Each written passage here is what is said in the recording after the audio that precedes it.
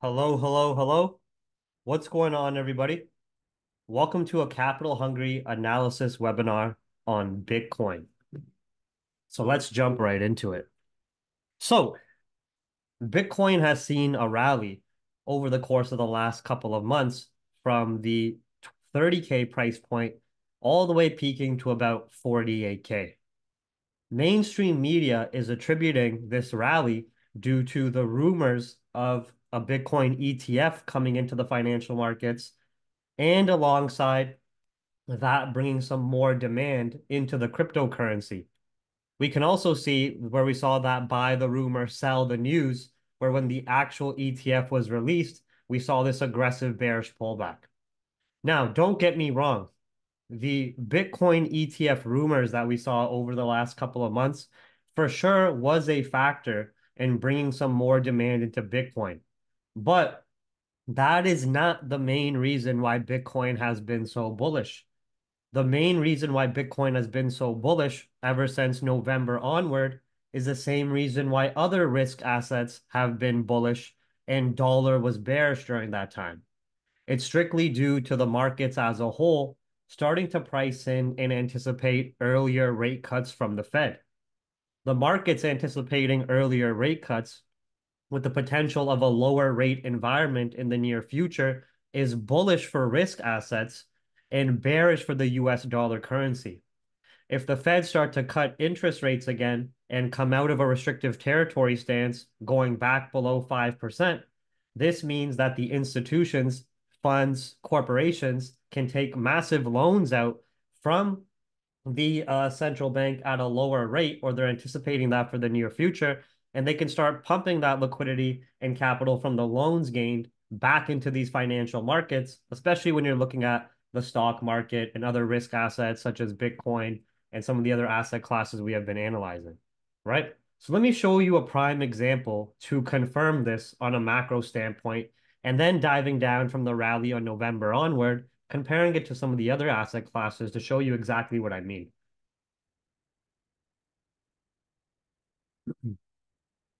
The main reason why Bitcoin was so bullish from 2020 all the way into nearing into 2022 was 1000% because of low interest rates, the Fed's increasing money supply, pumping the markets, and the whales riding that wave.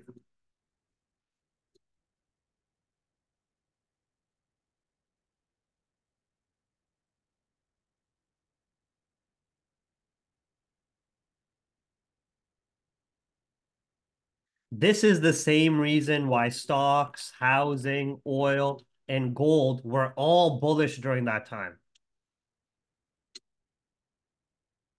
Okay. Then the main reason why we saw this monstrous correction and bearish move completely fading out the upside that we saw from the 2020 pandemic stimulus was, of course, the Feds completely shifting the market environment on its head and doing the most aggressive rate hike cycle in history.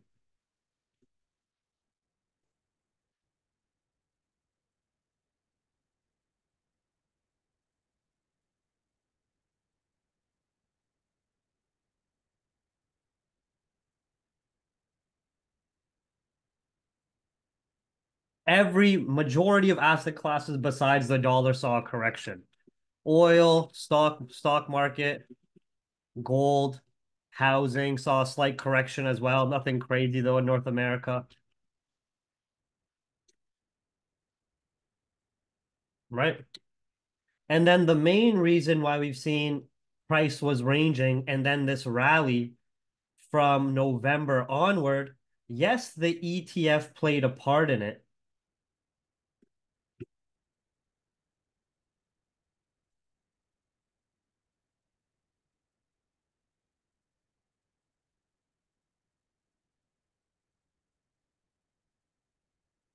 And the bulls, but the main reason was the market as a whole starting to price in rate cut hopes for 2024, right? Overall, central bank policy positioning has been the main market driver on the majority of asset classes that we analyze, trade, and follow, right? So understanding that it's going to be very important when we're looking at current Bitcoin pricing and seeing if we have enough liquidity to be breaking out higher, continuing the greed train, or if we're going to start to see deeper corrections, completely going to be dependent on more of the US inflation data to come, more of the Fed speak and their positioning, whether they're going to be more hawkish and so forth, and some of the other important US economic data like jobs data and so forth, right? Right now, that greed is still active. We're still seeing rate cut hopes almost at a 50-50 probability in terms of March expectations, and FOMC is coming up. But a lot of people think like, oh, Bitcoin was so bullish because of NFTs, and like a lot of people wanted Bitcoin, and it's so popular, and the technology is great. No, Bitcoin was bullish, surging from 15K to 65K because of low interest rates. Feds increasing money supply, pumping the market, inflation rising. All risk assets were bullish at that time. Go look yourself, and I've talked about it in many educational webinars.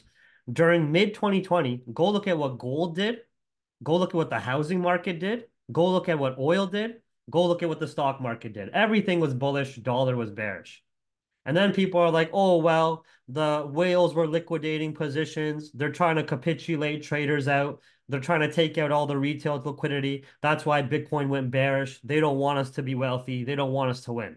No, Bitcoin, like any other investment vehicle that is a part of the financial markets we trade, is still going to be primarily driven by the cartel, the currency at the top, because we trade Bitcoin against the US dollar here in this example, BTC USD into 2022 when Fed shifted the investing environment on its head and went from ultra loose conditions and pumping the market to tightening financial conditions and tapering off the stimulus and raising rates, we saw a correction. Go look at into 2022. You're going to see oil bearish, stock market start its bearish correction. Gold was bearish from 2000s down to 1600s. Housing started to see a bit of correction. Crypto saw a correction, right?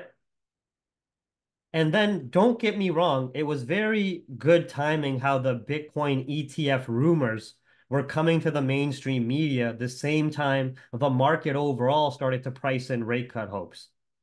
My theory is, and it's 100% true, regardless if we had the Bitcoin ETF rumors or not, regardless if that was even a thing, Bitcoin would have still been bullish during this period of time, primarily because you have less demand in the dollar and more demand in risk assets overall as the market's starting to anticipate and price in hopes of rate cuts, right? So let's confirm this. Let's confirm that Bitcoin is following more of the central bank policy positioning rather than following any crypto technology developments or ETF news or any other type of crypto specific news like new projects or new mining facilities that are coming out, yada yada. To me, that's all noise. As soon as Bitcoin became a widely traded asset class that is interconnected with the financial markets we look at, it's the same market drivers that take over, right? So let's look at this. We're saying not just Bitcoin was bullish from mid 2020 onward. We're saying that oil had a bullish rally, stocks had a bullish rally, housing had a bullish rally, gold had a bullish rally, and dollar was bearish at this time. Let's look at the timelines. Let's look at oil quickly in mid 2020. Oh, what do you know? Mid 2020, after the crash to lower prices, oil started its rally, right? Let's look at the US stock market.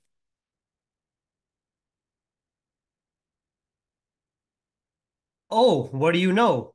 Mid 2020, after the crash, stock market started its historical rally here and went to new all-time highs through 2021 into 2022. Let's look at gold. Oh, what do you know? Mid 2020, after this spike down initial volatility, gold started a rally from the 1480s all the way into the 2000s and remained at these elevated prices in the high historical 1800s and 2000s, right? Now let's go back to Bitcoin. Then we saw this monstrous sell-off and correction that everybody attributed to fear entering the crypto markets, whales liquidating retailers out, and market manipulation. It's not further, that can't be further from the truth. Let's look at the timing. Into 2022, November 2021, and then into 2022, we see a bearish leg down for the majority of 2022. What did I say the reason was? The Feds completely shifting the investing environment on its head and starting their most aggressive rate hike cycle in history. Majority of major asset classes besides the dollar were bearish during this 8 to 10 month period. How do we confirm that? Well, let's go look at these other asset classes in that timing. Let's go look at oil. End of 2021 into 2022. What do you know? 2022, we peaked highs, and then we started to see that bearish correction into there, all the way into $65 a barrel. Oil more bearish for the entirety of 2022. 2022 peaked the highs. 2023, we bottomed out. Let's go look at gold. What's the timing here? 2022, Russia-Ukraine tensions were priced in. We peaked the all-time highs. What do you know? For 8 months until pretty much 2023, gold was bearish. What was going on? Markets pricing in the aggressive rate hike cycle by the Federal Reserve, global institutional algorithmic order flow adjusting accordingly, playing that sentiment as it lasted 8 to 10 months there. Let's go look at US 30 stock market example.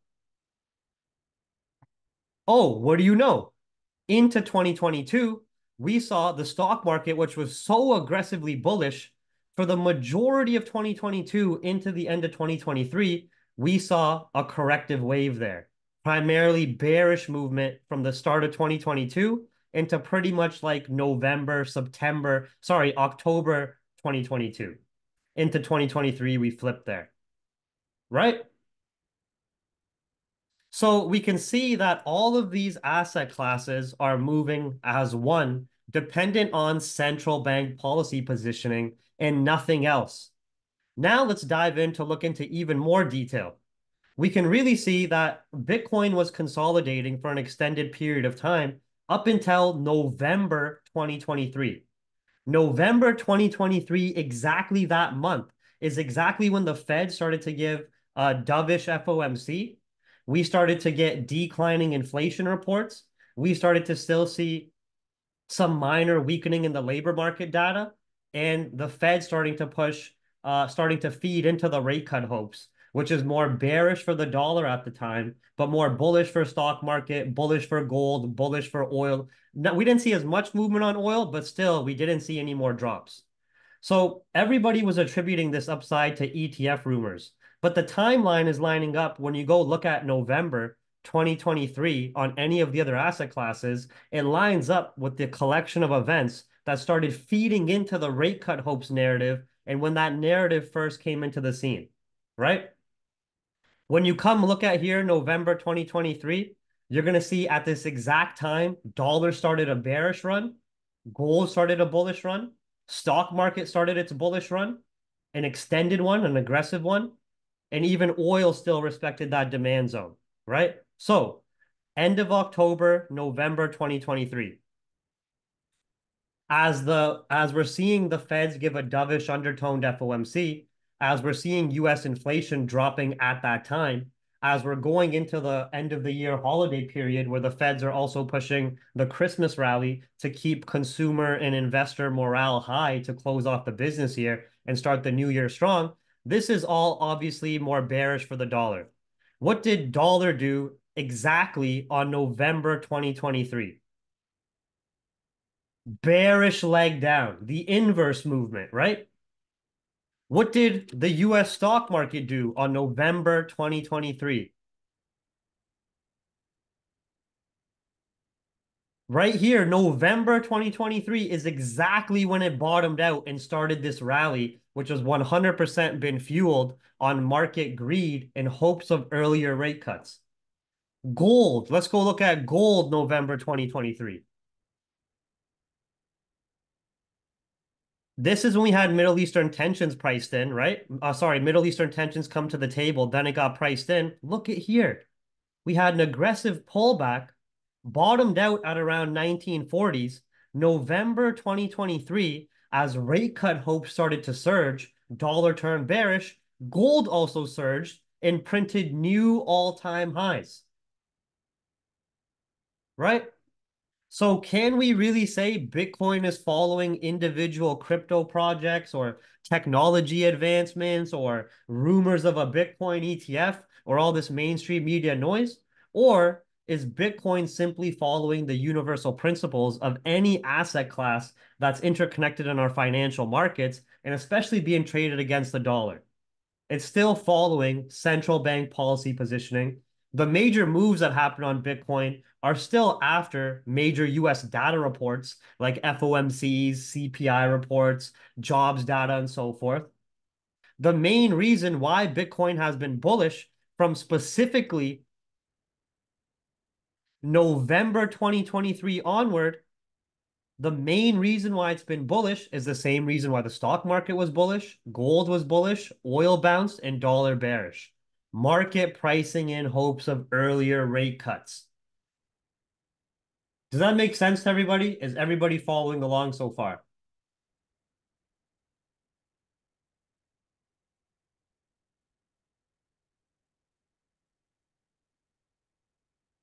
Chat active here.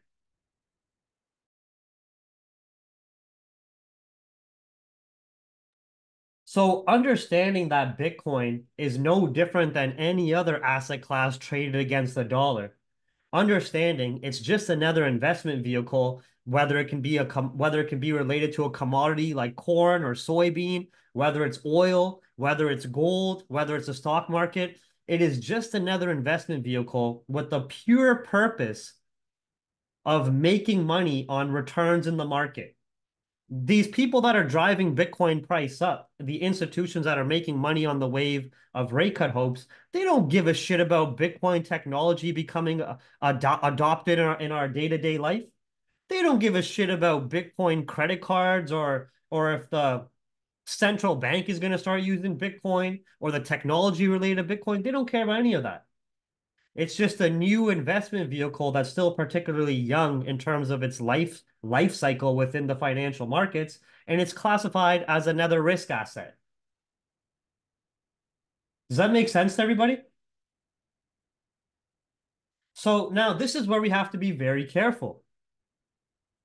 If we seen that this upside rally is 100% attributed to the hopes of rate cuts, what's going to happen if dollar starts to pick up strength again and it's primarily due to the Feds fading out some of the rate cut hopes?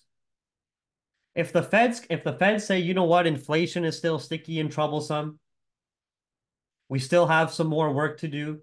We can't take our foot off the gas yet on bringing inflation down. We still need to keep rates up higher for longer. What's going to be the impact on Bitcoin? It's going to be bearish, just like the stock market would be short-term bearish, just like gold would be short-term bearish, just like oil would see some short-term bears, and just like dollar would bounce and inflate in price because the central bank policy positioning is the main market driver on these asset classes across the board and has been ever since the pandemic crisis. They took over, right?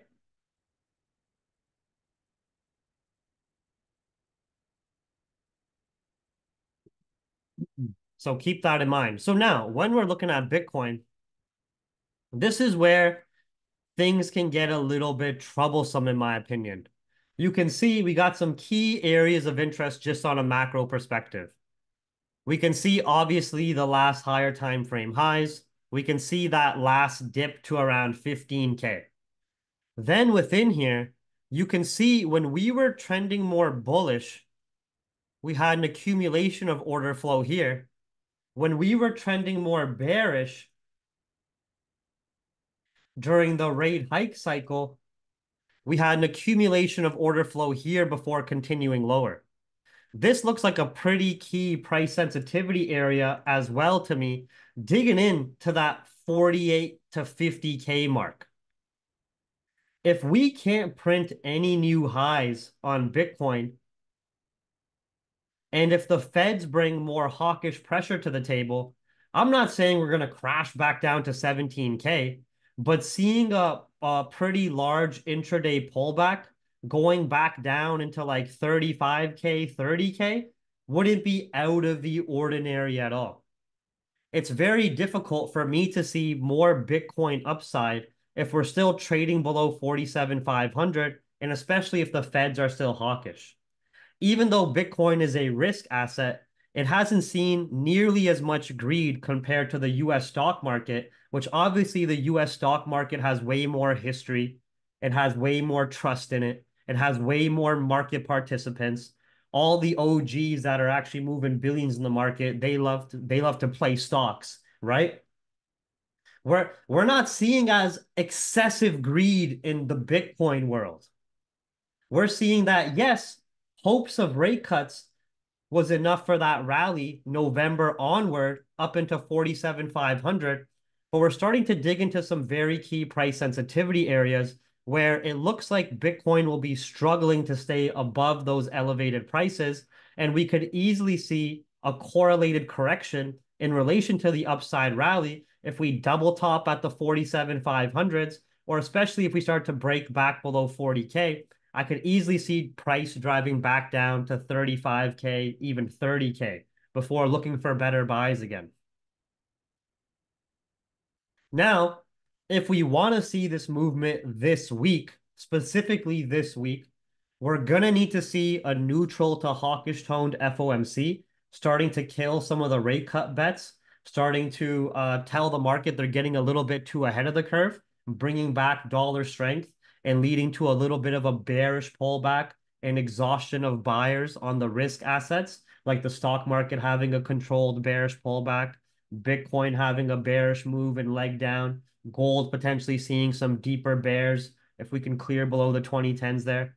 And we're also going to need to still see US economic data remaining resilient, which is going to keep more demand in the dollar and less demand in some of the risk assets and its counterparts on the intraday timeframes.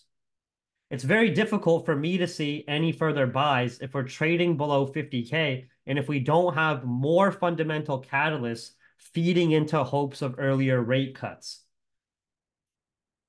Okay? So bringing that information together to the table now,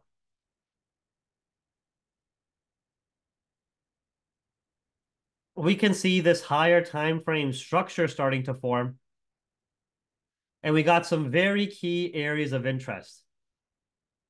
I would still be looking for high risk, high reward, double top sells at 47,420, breaks below 41,500, and breaks below 39K flat.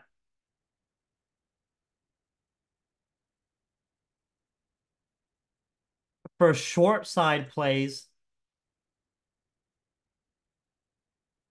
to retest into structure at around 32,600's key level, 33K, before assessing better buys again.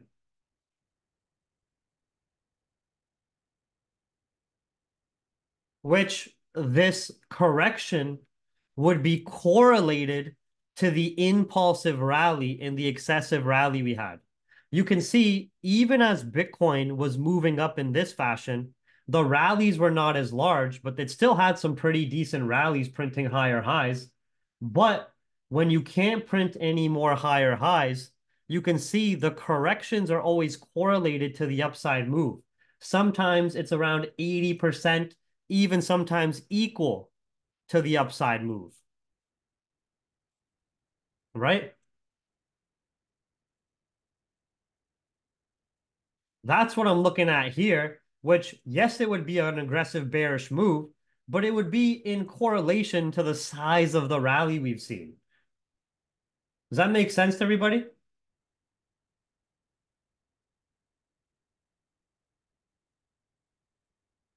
So this is exactly what I see. High risk, high reward, double top sells, 47,420, breaks below 41,500, breaks below 39K,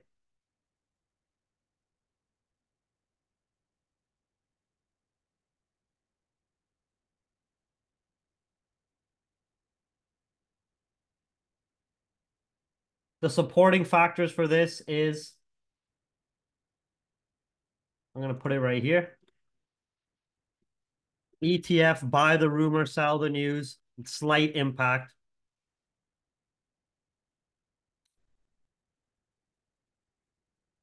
Hawkish Fed speak, dollar demand.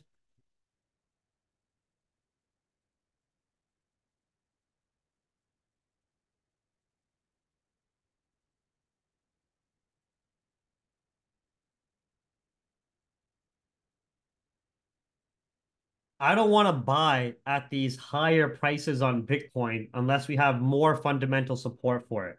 Here, the fundamental support was obviously the market starting to price in rate cut hopes. But it looks like on Bitcoin, that is topped off at around 47,420 here, and we're showing significant closes below 45K flat as well. If I want to take further buys to the highs, this is the adapted bias.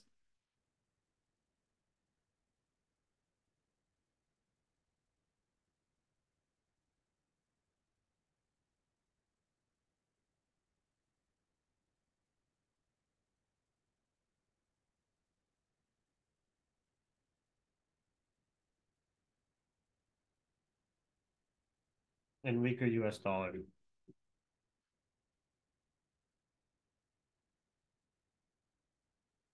All right, everybody. So hopefully that was a nice little informative webinar. Nothing too crazy or lengthy. I wanted to keep everything short, sweet, simple to understand. Talk about the macro there. Talk about what has been the main driver on Bitcoin price. Give you guys evidence of what has been the main driver when we're looking at other asset classes in the financial markets that have been moving for the same reasons, whether bullish and bearish. You can't deny those timelines. You get what I'm saying? I know crypto traders are very delusional. I know they have their own diluted reasons why crypto is going to $1 million. That's fine. They can have their theories. But when I show you these timelines that 5 different asset classes did the same thing on the same dates for the same reason, how are you going to argue that? Does that make sense to everybody? Everybody following along?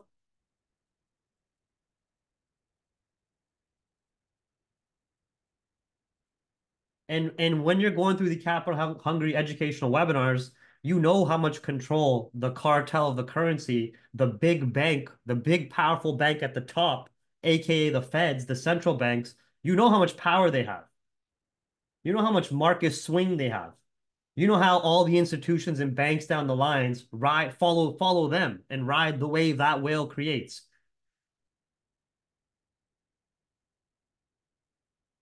You know what I mean? The ETF stuff, it was a contributor. It did play a role in bringing some more demand in Bitcoin, but a lot of that is more retail noise, right? The main driver why Bitcoin was so bullish from November onward is the same reason why the stock market was so bullish from November onward. It was the same reason why gold was bullish from November onward. It was because, and the same reason why dollar was bearish, the inverse. It was because of the markets getting ahead of the curve, getting greedy, starting to price in hopes of rate cuts due to the compounding catalyst of having a dovish undertoned FOMC, having declining CPI reports at that time, having slightly weaker data, highlighting recession scares in hopes of earlier pivot and earlier rate cuts. Right? If you don't believe me, go line up all the timelines. Go look at the real estate market, go look at commodities, go look at the stock market, go look at dollar, line up those timelines when you see this major movement. You know, I don't know when I'm expecting the bulls. I don't really like to like play guessing games of when something's gonna happen because it's impossible for us to know. I like to know what is driving price, where price can drive to, and how I can use that information to translate into trade ideas. Trying to guess the when of price movement is almost impossible for us as retail traders with the information we have access to without insider knowledge. You know what I mean? So I will never tell you guys, hey, I expect something to happen this day. Oh, gold looks like it's going to do 300 pips today. I'll never tell you guys that because it's just a lie. I don't know. You don't know either. You know what I mean? It'd just be me just telling you guys bullshit. Just another asset against the powerful dollar. Yeah, just another, not just against the dollar, just another investment vehicle, a part of the financial markets with the strict purpose to buy and sell and make money on. Just like commodities, just like corn, oil, dollar, currency, stock market, doesn't matter. It's not decentralized. It's not being driven by retail liquidity. Nobody gives a shit about the NFTs or projects for it. It's just another investment vehicle to make money on the price changes. You know what I mean? Simply put. And when you understand that, it's a lot easier to understand the macro. It's a lot easier to analyze it. It's a lot easier to detach subjective bias or like any subjective attachment, you know? Oh, sorry.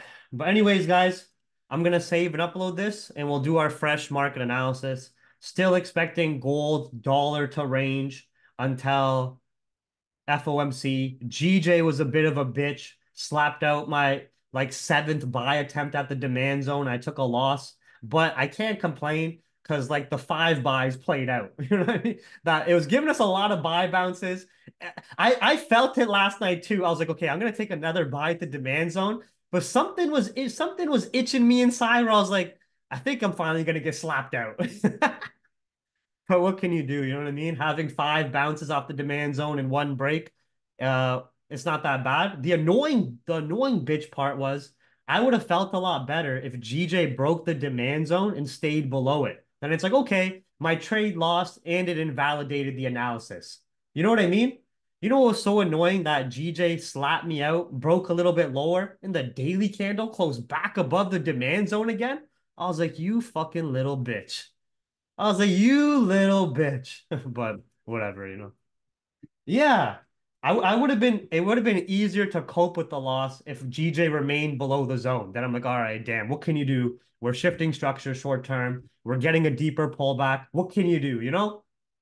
But the fact that it slapped my trade out, dug a little bit lower, and the daily close back above is like, God damn it.